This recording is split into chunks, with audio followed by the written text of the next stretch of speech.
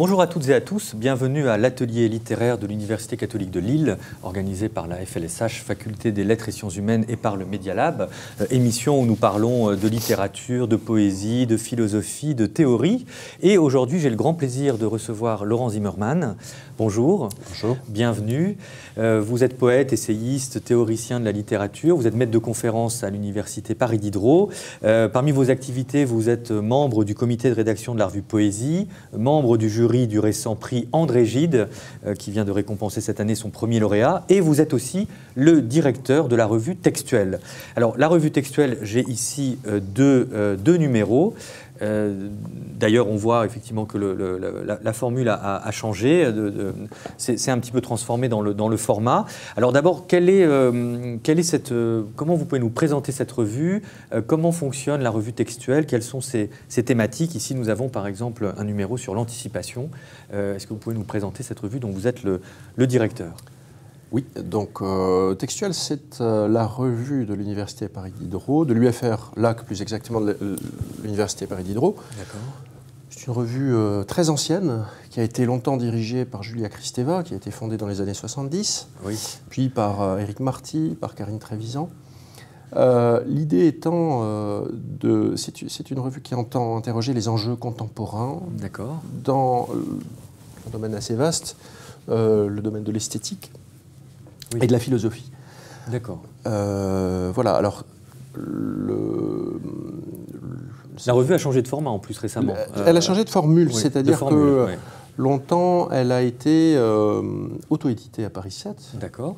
Il y a donc un certain nombre de numéros extrêmement prestigieux, mais difficiles à trouver parce que non distribués en librairie. Oui. Et c'est vrai que depuis 2 ou 3 ans, nous sommes édités par les éditions Hermann et que donc la revue se trouve beaucoup plus facilement. C'est ce qui explique que sur ce que vous montrez là, on voit nouvelle série, numéro 1. Nouvelle série parce que en effet, c'est de la série... à partir du moment où la revue a été publiée chez Hermann. D'accord. Combien il y a de numéros? Est-ce que c'est la même périodicité qu'auparavant? Depuis que vous êtes directeur, comment un peu les choses se font? Alors, nous avons 2 numéros de revue par an. Après l'anticipation, vous avez un numéro sur le pornographique, ou pornographique au pluriel, plus exactement, pardon. D'accord. Là, qui va aussi dans plusieurs directions, c'est-à-dire esthétique, oui. Littérature aussi, je suppose. Oui. Alors, 2 numéros de revue par an et 3 cahiers. D'accord, et 3 cahiers. Oui, pornographique, c'est un bon exemple, puisque il s'agit de... En fait, on part d'un constat simple, qui est que dans un certain nombre d'œuvres contemporaines, de littérature, oui, contemporaine, la revue peut comporter un certain nombre de textes sur des œuvres beaucoup plus anciennes, des cahiers sur d'autres siècles, mais la question, c'est quand même, oui, les questions, en tout cas les questions contemporaines. Mais là effectivement, dans des œuvres, pour ce volume spécifique, dans les œuvres contemporaines, on voit l'intervention d'un certain nombre de références au pornographique ou de reprises du modèle ou de choses qui se situent par rapport. Donc on a voulu interroger cette chose-là, savoir ce que l'intervention de traits pornographiques, disons, bouleverse, modifie dans les œuvres. Et pourquoi elle est là. Donc on a aussi bien des textes philosophiques de Pierre Zaouy, d'Éric Marty, aussi on peut dire que son approche dans ce numéro est philosophique, que des textes sur le cinéma. La vie d'Adèle par exemple, pour prendre un des films très récente, effectivement. Voilà. Florence Lautry travaille sur ce film-là. D'accord. D'un entretien avec Édouard Louis, par exemple. Pour en finir avec Eddie Bellegueule. Absolument, en finir avec Eddie Bellegueule, qui comporte des scènes... crues. Voilà. Mais en plus, chez qui la question se pose au plan esthétique, parce que l'accusation de pornographie est assez ancienne. Zola, par exemple, avait affaire c'est l'une des questions posées à Édouard Louis, à cette accusation de pornographie, c'est-à-dire donner le réel, au-delà même, disons, de la référence sexuelle, le réel tel quel. Ça a conduit à une accusation de pornographie qu'on ne retrouve plus telle quelle aujourd'hui, mais Oui. Bon, tout de même avec des choses semblables. Donc voilà, on questionne ce qui nous semble être l'un des enjeux artistiques, culturels importants aujourd'hui. Et c'est ce que nous faisons dans chaque numéro. Pour prendre encore un autre exemple, vous avez cité Éric Marty, donc, qui participe aussi à ce numéro, spécialiste, ancien élève de Roland Barthes, éditeur de certains de ses textes. Vous-même, vous travaillez sur Roland Barthes actuellement. Vous préparez un livre sur Roland Barthes vers la poésie, qu'on peut citer, qu'on pourra lire effectivement dans quelques mois au moment de sa publication. Un des numéros justement de la revue textuelle va être consacré très bientôt à Roland Barthes. Pourquoi ce choix et voilà, qu'est-ce que vous pouvez, quelle est la spécificité là aussi de ce prochain numéro à venir? Oui, pourquoi ce choix? D'abord, assez naturellement, parce que l'université, d'abord parce que Barthes nous intéresse, et puis pas que nous, je pense. Bien sûr. Ensuite, parce qu'il y a une histoire de Paris Diderot avec Barthes.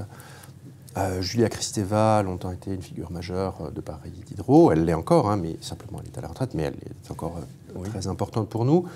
Éric Marty est une figure actuellement extrêmement importante à Paris Diderot. Comme vous l'avez dit, Éric Marty, qui a écrit un livre majeur sur ça, qui a écrit des romans, qui a écrit sur le journal de Gide, mais il se trouve que c'est aussi certainement le plus grand spécialiste de Barthes aujourd'hui en France, et dans le monde donc, et l'éditeur des œuvres complètes de Barthes. Donc Barthes à Paris Diderot est très important. Oui, figure majeure. Oui.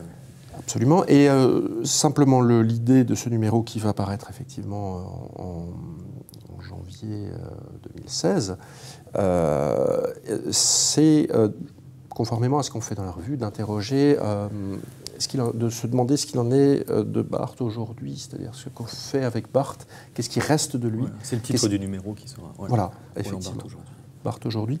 Qu'est-ce qui reste actif dans la pensée de Barthes aujourd'hui? Donc pas un numéro d'érudition sur Barthes, qui par ailleurs, il y en a d'autres et ils sont très nécessaires, mais vraiment la question posée à un certain nombre d'écrivains, de penseurs d'aujourd'hui. Alors il y aura Éric Marty, comme je le disais, il y aura Julia Kristeva, Michel Deguy, Christian Doumet, Philippe Forest, autant de personnes à qui la question est posée de leur rapport à Barthes et de ce qui est majeur encore chez Barthes pour eux aujourd'hui. Quand le numéro va-t-il sortir ? Janvier 2016. Très bien, nous sommes impatients. Et alors, dernière question, puisque vous avez dit, oui, il y a la revue, mais aussi il y a des cahiers. J'ai celui-ci, par exemple, là aussi, donc effectivement, contemporain, 20e siècle en tout cas, cahier d'un retour au pays natal d'Aimé Césaire, que vous consacrez à une route infatigable mis ici en exergue. Quelle est la différence entre la revue et les cahiers et comment s'est construit ce numéro Aimé Césaire qui intéressera effectivement tous ceux qui travaillent sur ce grand écrivain, grand penseur du XXe siècle? La revue donc, a un fonctionnement de revue. Elle est d'ailleurs à chaque fois précédée d'un grand entretien. Là, c'était avec François Hartog pour l'anticipation. Il y en aura un avec Michel Deguy, il y en aura un avec Georges Didier Berman, etc. Les cahiers, ce sont soit de très grands événements très importants qui se sont tenus à Paris Diderot. Par exemple, un colloque sur la question de la violence dans la critique littéraire, critique cinématographique, etc., qui s'appelait Critique et violence. Soit, là, en l'occurrence, c'est un cas particulier, c'est un cahier concours. On fait aussi, une fois par an, des cahiers concours, où nous essayons de nous tourner vers une œuvre, mais d'un point de vue vraiment pour essayer de... Pour autant que nous arrivions à le faire, nous avons jusqu'à présent de très beaux sommaires avec des collègues de plusieurs universités. Donc, voilà, qui produisent une avancée critique ou un bilan et une avancée critique sur une œuvre. Là, sur Aimé Césaire, nous avons également un numéro sur Éluard, par exemple. Voilà, on essaye de réunir les spécialistes d'une œuvre pour avoir un travail critique aussi sérieux que possible sur cette œuvre. Enfin, très bien, donc nous allons pouvoir nous plonger effectivement dans les différents numéros existants déjà et on attend évidemment avec impatience ceux à venir. Merci beaucoup Laurent Zimmermann d'avoir été notre invité aujourd'hui. Voilà, l'atelier littéraire c'est terminé pour aujourd'hui. À très bientôt pour un prochain numéro.